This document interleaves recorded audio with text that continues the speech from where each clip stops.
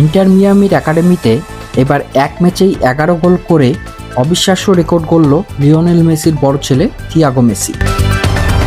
দুর্দান্ত এই রেকর্ড গড়ে চারদিকে হইচই ফেলে দিয়েছে থিয়াগো। ফুটবল নেটিজেনদের প্রশংসায় ভাসছে থিয়াগো।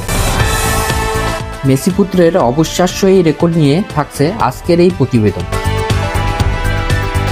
মেসির বড় পুত্র থিয়াগো মেসি সবেমাত্র 13 পেরিয়ে 14তে পা দিয়েছে। ম্যাচের শুরু থেকেই আক্রমণাত্মক ফুটবল খেলতে দেখা যায় থিয়াগোকে।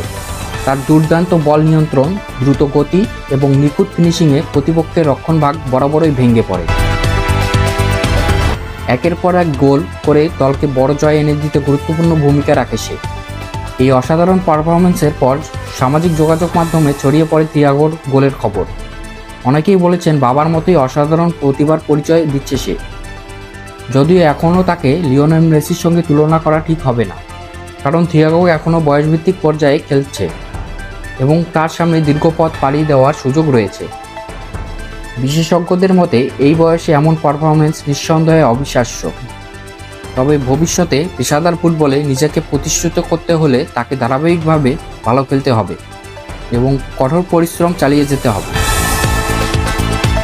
এখন দেখার বিষয়, থিয়াগো মেসি কি বাবার মতোই বিশ্ব ফুটবলে নিজের আলাদা পরিচয় গড়ে তুলতে পারবে, নাকি সম্পূর্ণ ভিন্ন এক গল্প লিখবে? সময়ে বলে দেবে সব উত্তর।